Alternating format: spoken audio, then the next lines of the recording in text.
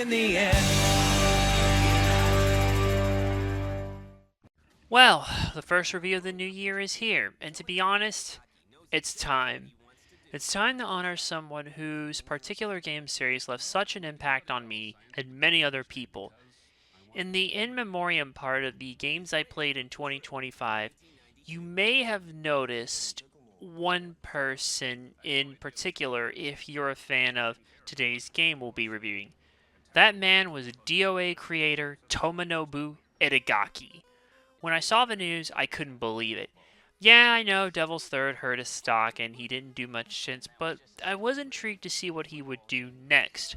After doing work as Supreme Advisor on Samurai Jack Battle Through Time, which its developer, Soleil, was a subsidiary of Itagaki's Valhalla Games studio, who made Devil's Third, he formed his own studio in January 2021, Itagaki Games. Sadly, with his passing, nothing ever came out of it.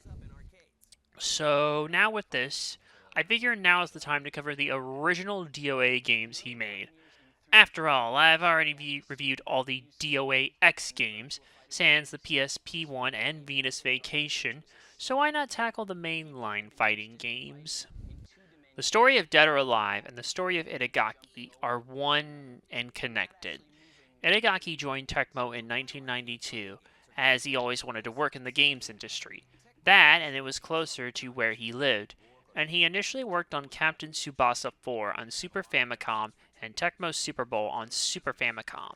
He was mentored by Akihiko Shimoji of Tecmo Bowl and Yoshiaki Inose of Solomon's Key, Bomb Jack, Rygar, and the original Ninja Gaiden. It was here that he learned to make the games fun to play, something that many of his later games would be, and boy would Tecmo ever need a surefire fun hit. Tecmo was not doing so good in the mid 90s as their heavy investment in sports games started to dwindle once EA entered the picture. It was less about Tecmo Bowl and more Madden. 3 consecutive years of losses later, and Tecmo was about to go out of business in 1995. Itagaki makes a promise to then Tecmo president Junji Nakamura to make a game that would sell. Two ideas for games came to mind. Tecmo had a racing game known as Sleepwalker America. At the time, though, 3D fighting games were taking off thanks to the likes of Virtua Fighter and Tekken. With Itagaki being a fan of Virtua Fighter, he ultimately decided on a fighting game. The name accurately reflected the situation Tecmo was in at the time. Dead or alive. Itagaki didn't want to just make any old 3D fighter. He wanted to stand out from Virtua Fighter and Tekken. This was done with several key gameplay design choices, an emphasis on speed, and a graphics engine that would make Virtua Fighter seem antiquated. To accomplish these goals, the game would run on the Sega Model 2 arcade board, the same one that ran Virtua Fighter 2. This was actually announced at AOU 1996 as part of Sega's announcement that the Model 2 hardware could be licensed to third-party developers. DOA's development went smooth and released on time. Dead or Alive was developed by Tecmo Creative No. 3, later known as Team Ninja, published by Tecmo, and originally released for arcades on November 26, 1996. An updated version known as DOA++ was exclusively released in Japan on October 16, 1998, but this was on the Sony ZN1 system. A Sega Saturn version released only in Japan on October 10, 1997. Acclaim wanted to bring it to the UK by Christmas of 1997 on Saturn, but with poor performance in North America and Europe, international Saturn ports were cancelled. A PS1 version released on March 12, 1998 in Japan, 19 days later for North America, and July 1st, 1998 for Europe. This served as the basis for DOA++ and will be the version you're seeing footage from. DOA was a critical and commercial success when it came out. It saved Tecmo, and the backbones of the series were so well established here. DOA has several modes of play. You have the tournament mode, which is pretty much like the arcade game. This mode also may be called arcade in the Saturn version. This will let you go through every opponent in the game. You have a time attack, in which you try to get the best time overall. Versus mode lets you play with a friend. Kumite mode puts you against a set number of opponents to get through 30, 50, or 100. It's like survival mode, but your health is restored after every match. You've also got standard survival mode, where you keep battling opponents until your health is lost. The last major mode is team battle. This is where you assemble a team with a number of characters, and you keep battling each other until everyone on one side has been defeated. It's a standard bevy of modes that doesn't do too much to distinguish itself from other fighting games. But where it lacks in that, the gameplay is unique enough to stand out on its own for many other fighters, at least once you look beyond the surface. On the surface, DOA looks and plays similarly to Virtua Fighter, right down to being able to punch, kick, and guard. The goal pretty much remains the same as every other fighter before and after. Keep attacking your opponent with a series of punches and kicks, used in various combinations with the control stick, to knock their health all the way down. However, DOA does several things to make it stand out from Virtua Fighter. For starters, the guard button has been replaced with a hold button. More details on that in the control section later on. What does this hold button do, you ask? Well, when your opponent throws a punch or kick at you, and you time hitting the hold button at the right moment when they punch or kick you, you can counter their move.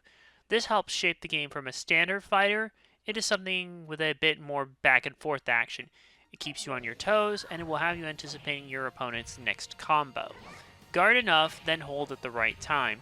Momentum will shift between matches thanks to this. The other things that helps it stand out are the danger zones. By this point, most fighting games would have an arena to fight in, and if you knocked your opponent out, you would win by a ring out. Others would have an infinite plane to fight on, like Tekken. And then there's DOA. See, if you go outside the normal area, you end up in the danger zone. If you or your opponent falls in this area, you'll take extra damage. If you KO them with your last hit and they fall here after that, they'll go flying. The gameplay isn't the only other thing that helps DOA stand out. The lore/story here is actually kind of interesting. Each character has their own reason for entering the tournament, run by the Dead or Alive Tournament Executive Committee, aka DOA-Tech, or DOA-Tech. And there is a good number of characters that each represent a unique fighting style. Bayman, a grappling Russian mercenary, enters as he's been hired to assassinate DOA-Tech's founder/CEO, famed Douglas. Chinese Shinny Rokugo Ken master/bookstore owner Gen Fu enters to win the prize money to provide for his sick granddaughter, Mei Lin. Jan Lee, the resident Bruce Lee-inspired character, enters to challenge himself against the best of the best. Tai Kyoku Ken prodigy Lei Feng enters the tournament to beat Jan Lee. Japanese master ninja Ryu Hayabusa of Ninja Gaiden fame enters as he is looking for a challenge. American wrestler Tina Armstrong enters as she wants to be noticed by Hollywood. An American DJ/kickboxer Zack enters as he just simply wants the money. The PS1 version adds Tina's dad, Bass, as a bonus character. He enters because he's simply overprotective of his daughter. These are nice little bits that add extra lore, but the main story in all of this that follows, well, it follows a runaway ninja, Kunoichi, named Kasumi. She's entering the tournament to get revenge against her uncle, Raido, an evil ninja who crippled her brother. She wants revenge against him, but becomes a hunted fugitive as leaving her village without permission violated the laws of ninja society, something only punishable by death. Yeah, there's a lot more lore to break this down, but I think that's a good enough introduction for now. If you want to know more right at this moment, just watch the opening to DOA 2 Ultimate. The controls are especially on point here. You have punch, kick, and hold. Punch and kick work like they do in Virtua Fighter. And that's about where the similarities end. Guarding is handled by holding back on the control stick/D-pad. Like many other fighting games, there are a lot of combinations to be able to string different moves together. Input is quick with no delay, which is good because this game is a constant tug-of-war with every fight. The button input is easy to understand, and the PS1 version even uses the shoulder buttons for some other combinations, so beginners can still use the stronger moves until they learn how to pull them off the manual way. The one thing that could have benefited was a more three-dimensional movement, but that's what the sequel is for. No, you can't use the analog stick here if you're playing on PS1. It is what it is, and I'm not really surprised by it. Other than that, the controls are fine. There's not much more to say. The graphics are fine for a game from 1996. Obviously, the sequels surpassed it, but this one still manages to hold its own when you compare it to some of its competition from around this time. The main highlights here are the character models. By the way, DuckStation here really enhances them and other graphical elements. They look more rounded and less blocky. They are also pretty colorful with many of the outfits that they wear, which there is a good amount of variety in this category. Of course, how could I talk about this game and not mention, well, the ladies and the jiggle physics for them? One thing that Itagaki wanted to have to make DOA stand out was sexiness. Itagaki believed sexuality and violence should be in entertainment, and while the action was more in line with an old kung fu movie, sans the Danger Zone, sexiness was something that was never really quite seen in a fighting game until this game. I mean, there are waifus for everyone here. Not to mention the women are just drop-dead gorgeous here. And of course, the bouncing breasts, which you can turn off if you want to, but why? Okay, enough about the women. Oh, what other parts of the graphics? Well, the move animations look good. They were made using motion capture. There are also little details like objects moving a certain way when your character moves. The backgrounds, well, they were better in the arcade version than the home versions. The arcade version had fully modeled 3D backgrounds, much like Virtua Fighter 2. Not to mention, there was a lot of variety in the stages, and they each matched the characters pretty good. Sadly, the stage backgrounds in the home versions don't look as good. They aren't as detailed. They kind of just look like the worst versions of the Tekken PS1 game stage backgrounds.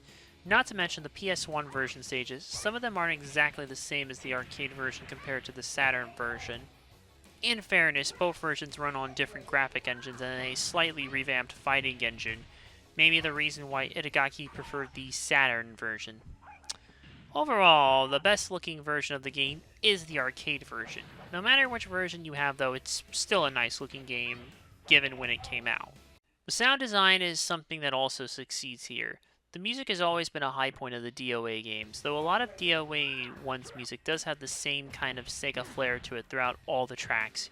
You tend to hear a lot of drum machines throughout the dramatic motifs, kind of like if you added some oomph to Enter the Dragon soundtrack. This isn't necessarily a bad thing, it's pleasant to listen to, the themes do suit the characters, and they match the game's frantic energy. Sound effects are good here as well. Punches and kicks sound like they should, with some sounding like they especially hurt. And when someone gets knocked down in the danger zone, there's a little explosion which adds to the impact of the attacks. Once again, the arcade version's sound effects sound better since they sound clearer.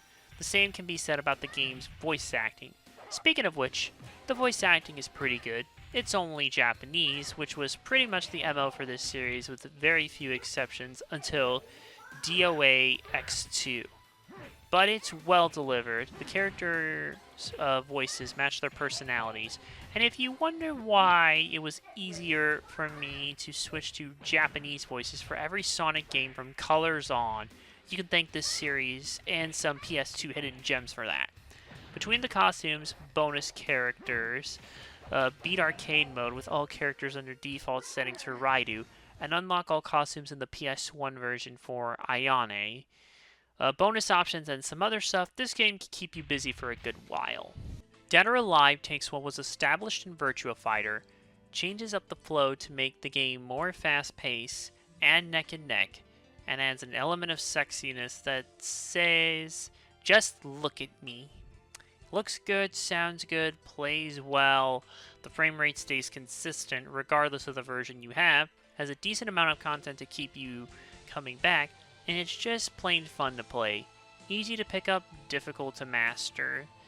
However, the AI can feel like it's reading your moves too much, a la Mortal Kombat 2. Some graphical effects do look worse in the home version than the arcade version, and I do wish the arcade version found its way home without any compromises.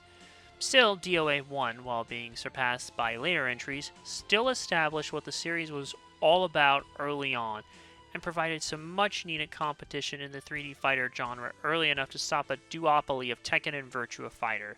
It's worth going through it to see where it all started, but if you've never played it, or only played a little of it compared to the sequels, you might be a bit let down in some ways with how it flows. But it's still a good game.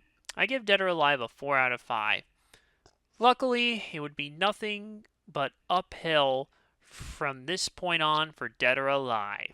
Alive indeed. Thanks for watching. Click subscribe below and check out the playlist on screen for more content. To help support the show beyond the usual means, check out my Patreon and Ko-fi on the link tree in the description. And come by my Twitch where I conquer my backlog one game at a time. See you in the next video.